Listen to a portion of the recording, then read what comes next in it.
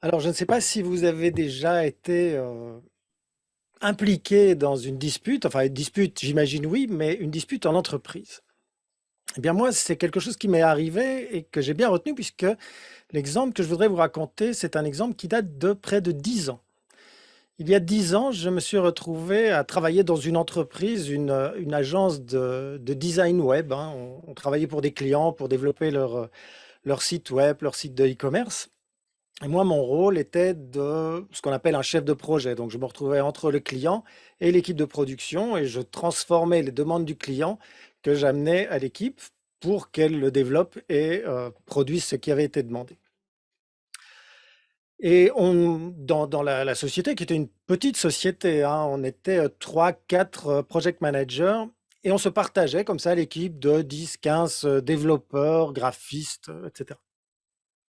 Moi, j'étais, nouveau arrivé et les autres étaient là depuis plus longtemps, ce qui fait qu'ils avaient une meilleure relation avec les équipes de production et moi qui, connaissais pas encore très bien non plus mes clients et ben, j'essayais de faire tout mon possible et tout mon mieux pour avoir, des fois des passe droits au niveau de l'équipe de production. Vous imaginez, j'essayais de passer entre les agendas pour, pousser un peu plus mon projet ou l'autre et beh, ma manière de de de de faire mon job quelquefois était, un peu pressant suffisamment pour que un jour, toutes enfin pas toutes, mais 4-5 personnes de l'équipe de production viennent dans la pièce où nous étions, tous les chefs de projet et viennent me voir pour me dire, «Alain, tu bien gentil, hein, tu sympa comme mec, mais ta manière de nous demander de nous demander à faire le boulot est vraiment, trop pressante, quoi. On n'arrive pas à suivre, on n'arrive pas à comprendre ce que tu veux, c'est» et moi de répondre, «Oui, je sais, mais je comprends votre problème, mais moi j'ai des demandes de mon client, j'ai mon client, il veut des choses, c'est ce que je vous apporte et puis il faut produire, il faut absolument produire parce qu'il y a le management aussi à côté qui me met la pression, lui, il veut des chiffres». Donc je me retrouve un peu là, à devoir vous passer, ces difficultés. Je suis désolé, mais je peux rien faire.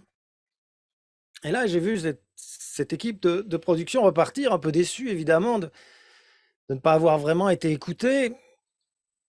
Et moi, quelque part, un peu content d'avoir réussi à éviter le problème et d'avoir, laissé la patate chaude, loin de moi.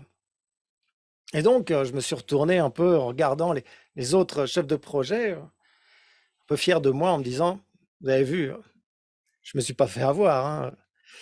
Ah oui, mais enfin, on n'est pas des nourrices non plus, on n'est pas là pour supporter leurs difficultés. Ils ont leur boulot, on a le nôtre, chacun ses problèmes, quoi. Enfin, pas exagérer non plus. C'est là que j'ai vu que dans la pièce, il y avait Nathalie. Alors, je ne vous ai pas encore parlé de Nathalie, mais Nathalie, c'est la responsable de l'équipe design, donc une partie de l'équipe de production. Et elle écoutait mon discours avec d'autres oreilles. Elle n'appréciait pas vraiment. Et c'est là qu'elle a commencé à me faire comprendre que, bah quoi, c'est comme ça que tu traites les gens, toi. Mais non, c'est pas ça, mais il faut bien que je fasse le boulot, mais c'est pas comme ça qu'on traite les gens.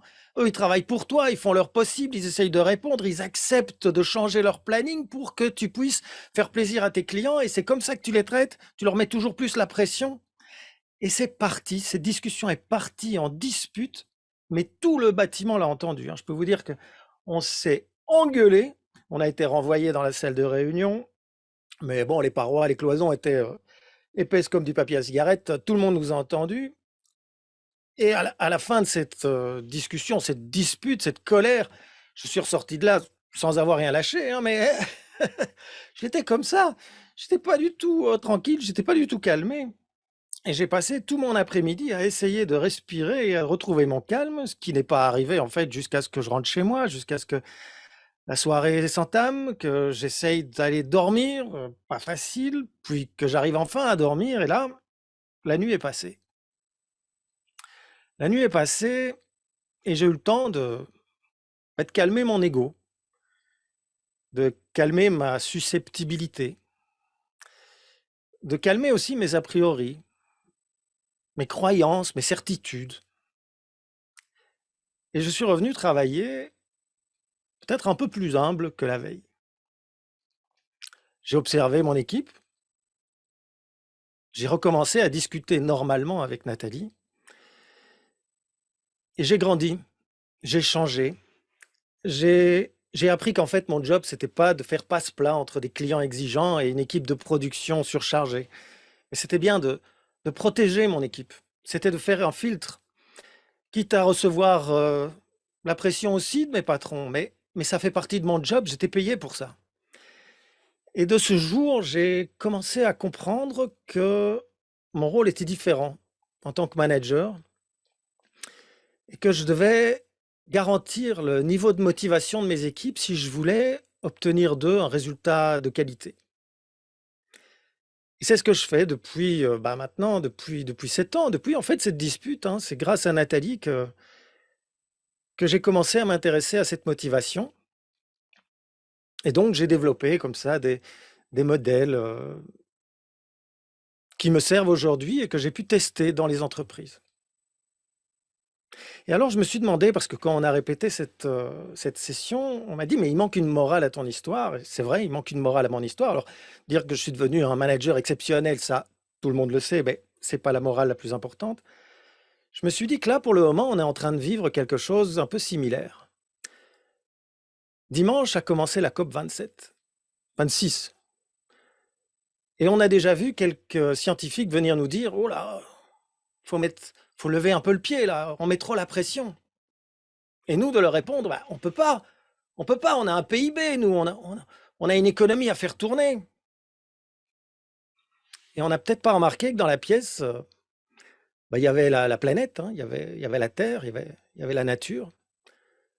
La nature qui nous regarde et qui commence à s'échauffer aussi. Merci.